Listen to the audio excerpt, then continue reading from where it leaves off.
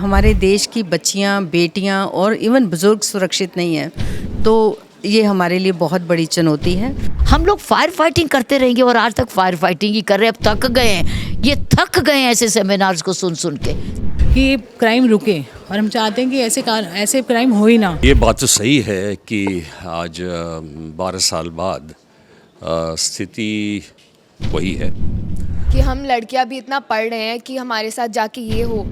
लेकिन पुलिस का काम क्या है, कलेक्टर साहब का क्या रोल है? इसमें सारा समाज की जिम्मेवारी है।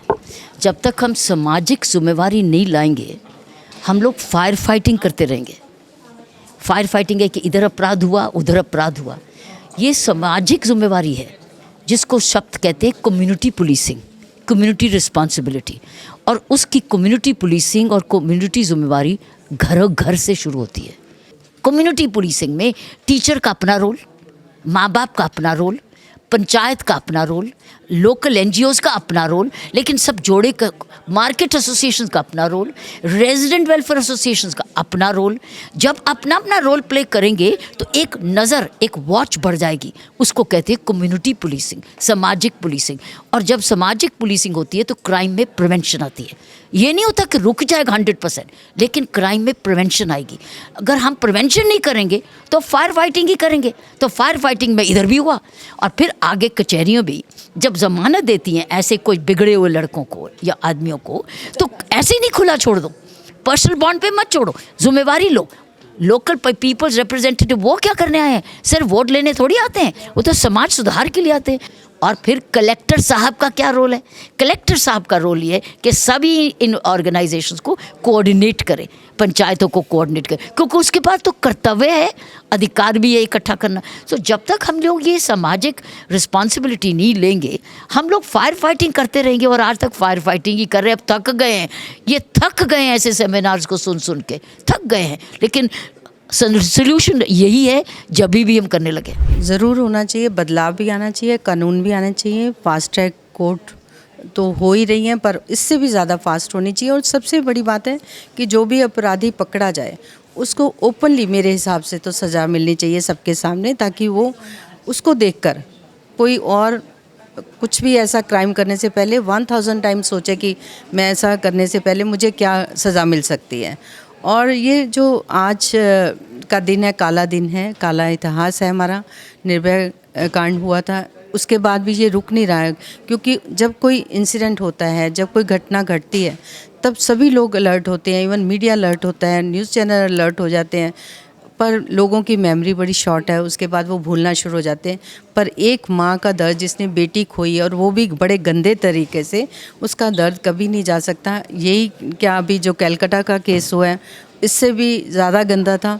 और वो तो अभी तक समझ नहीं लगी कि जिसने क्राइम किया उसको सज़ा भी मिली है कि नहीं मिली। तो ये सबसे बड़ा दोष है इस बात के लिए, क्योंकि हमें ये हमारी भारतीय संस्कृति को एक चुनौती है।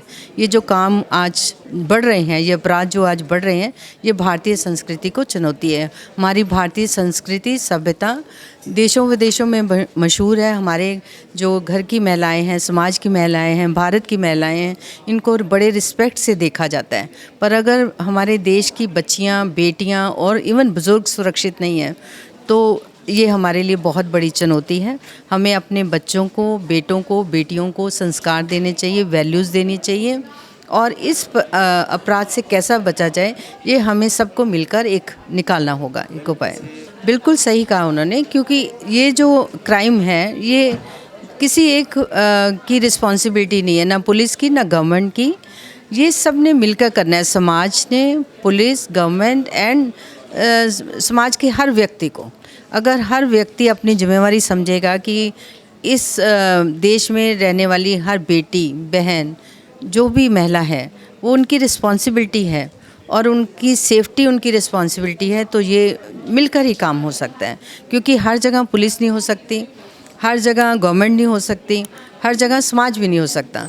तो हमें सबको मिलकर जब करेंगे, सेफ्टी होगी, सीसीटीवी कैमरे लगे होंगे और पुलिस अलर्ट होगी, समाज के लोग अलर्ट होंगे, तभी ये क्राइम को रोका जा सकता है। Otherwise it's really difficult, it seems to be very difficult, क्योंकि जो आजकल नेट पे सर्व हो रहा है, बच्चों को सर्व हो रहा है, गलत गलत चीज़ें सर्व हो रही हैं, उसको देख के ये जो इनका इंस्टिंक्ट है ऐसी हरकतें करने का, वो बढ़ता जा रहा है, ख़त्म नहीं हो रहा है। तो इसको समाप्त करने के लिए बेटों में, बच्चियों में संस्कार लाने बहुत ज़रूरी है और मॉरल वैल्यूज़ देनी भी बहुत ज़रूरी है। एक छोटी लड़की की तरह जब मैं 4 साल की थी तब मैंने निर्भया केस के बारे में सुना था। आज मैं 16 साल की हूँ। आज भी दिल्ली जैसे शहर में रह के मैं अपने आसपास ऐसी कहानियाँ सुनती हूँ। अभी हमने कोलकाता केस का सुना। मैं 2 साल में और कॉलेज जाऊँगी और कॉलेज में जो लड़कियाँ पढ़ रही हैं उनके बारे में ऐसा सुनकर मेरे को डर लगता है, घबराहट होती है कि हम लड़कियाँ भी इतना पढ़ रहे हैं कि हमारे साथ जाके ये हो।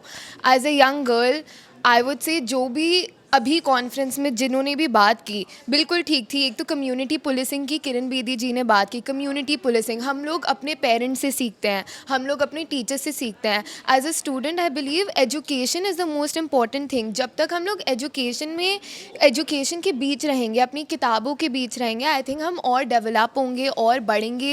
As a young girl I would like to first start off with my brothers, with my guy friends. जब हम धीरे धीरे अपनी कम्युनिटी में बात करते हैं तभी बात जाके आगे फैलेगी। मेरे घर में हम दुर्गा जी की पूजा करते हैं और फिर मैं सुनती हूँ कि हम लोग लड़कियों को जाके लड़कियों के साथ ऐसी चीज़ें कर रहे हैं। तो जब हम ऐसी भगवान की पूजा करते हैं, जब हम लड़की को लक्ष्मी मानते हैं, तो फिर हम लड़कियों के साथ ऐसा कैसे कर सकते हैं? मेरा यही विचार है और मेरे को ये लगता है कि गवर्नमेंट को सिर्फ लड़कियों के लिए एक तो लॉस पे ऑब्वियसली अभी भी बहुत काम करने की ज़रूरत है। इतनी करप्शन के केसेस हम सुनते आ रहे हैं और उसके साथ साथ वुमेन की हेल्थ केयर भी बहुत ज़रूरी है। अभी तो हम दिल्ली जैसे शहर में ऐसी बातें सुनते हैं, बट रूरल एरियाज़ में भी इन बातों के फैलाना बहुत ज़रूरी है। तो जब तक लोग बात करना नहीं शुरू करेंगे तब तक कुछ नहीं हो सकता है।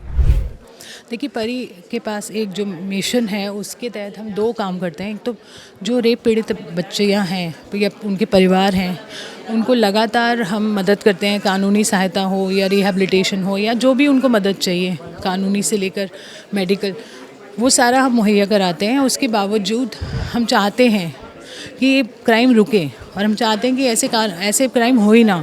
उस पर परी का एक बड़ा काम है अवेयरनेस फैलाने का, लोगों में जागरूकता फैलाने का। आज का कार्यक्रम भी एक जागरूकता फैलाने का।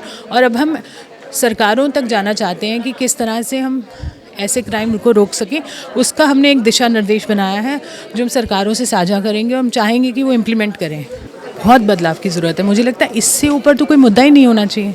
आप बताइए, जब हम बाहर एक्सटर्नल सिक्योरिटी की बात करते हैं, हम चाहते हैं कि हमारा देश बाहर की आतंकी हमलों से सावधान रहे, पाकिस्तान से हम सुरक्षित रहें, बांग्लादेश से सुरक्षित रहें, इधर उधर के देशों से हमको खतरा लगता है। आप मुझे बताइए, इससे बड़ा खतरा है कोई हमारी बहू बेटियों के साथ, बच्चों के साथ अगर ऐसे अपराध हो रहे हैं घर के अंदर? अगर हम भारत की बात करें तो इससे बुरा क्या है? तो सबसे पहला मुद्दा तो ये एड्रेस करने का है ना कि हम अपने आधी आबादी को सुरक्षित कैसे करें।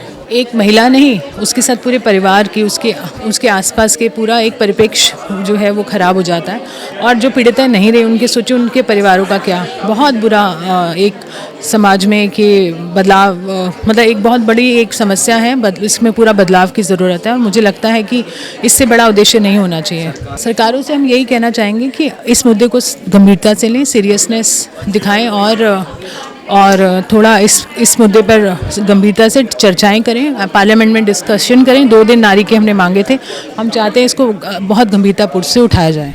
देखिए, ये बात तो सही है कि आज 12 साल बाद स्थिति वही है और हिंसा की जो संख्या है उसमें अगर हम देखें 2017 से 2022 तक 25,000 आत्महत्याएं हुई और 53% जो है वो घरेलू हिंसा के चलते हैं। घरेलू हिंसा के कारण तो बहुत हैं, लेकिन आज की जो गोष्ठी है उसमें कई तरह के सवाल उठाए जाएंगे और कई तरह के सुझाव भी दिए जाएंगे। आपने पूछा कि कैसे इसको रोका जा सकता है। रोका तो जा सकता है, समाज सेवी संस्थाएं अगर सही प्रयास करें, पुलिस एक बहुत ही इम्पॉर्टेंट एनफोर्समेंट विंग है, उसमें अगर सुधार आए, कोशिशें की जा रही हैं सेंसिटाइजेशन के द्वारा, सारी चीज़ों के द्वारा। अगर निर्भय फंड्स का सही यूटिलाइजेशन हो, अगर सबसे जो महत्वपूर्ण चीज़ है उस पर अगर हम ध्यान दें कि अगर महिलाओं को स्वावलंबन की दिशा की ओर लिया जाए, और इसीलिए हमने आज शिक्षा एक तरीका लिया है। जैसे कि अगर आपके यहाँ स्कूल में अगर टॉयलेट्स नहीं है तो कोई भी महिला नहीं जाएगी। कई अच्छी योजनाएं हैं, जैसे साइकिल योजनाएं हैं, यूनिफॉर्म योजनाएं हैं, मिड मील्स की योजनाएं हैं। ये सब योजनाएं बहुत अच्छा कार्य कर रही हैं। और आप देखिए कि आज रांची और महाराष्ट्र में जो विजयी हुई है जो पार्टी, वो सारा क्रेडिट महिलाओं को दे रही हैं। तो अगर महिलाओं को 1,000 या 3,000 रुपये अगर मिल रहे हैं और उससे आप अपने को स्वावलंबित महसूस कर रहे हैं तो ये एक बहुत बड़ी तरक्की है, उपलब्धि है। तो मैं ऐसा नहीं कहूँगा कि कुछ भी नहीं हुआ है। देखिए, हिंसा का जो दौर है ये तो अनवरत है। आज यूनाइटेड नेशंस कह रहा है कि सबसे ख़तरनाक जगह औरत के लिए घर है, क्योंकि 60% जो ये हत्या हुई है उसका कारण घरेलू हिंसा है और घर के लोगों ने किया है। तो इसलिए मैं कह रहा हूँ ये एक वर्ल्ड ट्रेंड है, लेकिन इसको रोकने के लिए हम क्या कर सकते हैं, इसमें ये सब चीज़ों को हम आज देखेंगे। जैसे शिक्षा है, जैसे सेफ सिटी, स्मार्ट सिटी के साथ होना चाहिए, और भी कई चीज़ें हैं। कितने संस्थानों को इम्प्रूव करना चाहिए, इन्फोर्समेंट को इम्प्रूव करना चाहिए। तो इस प्रकार इस दिशा में कार्य करने से मैं समझता हूँ थोड़ी बहुत कटौती तो ज़रूर होगी।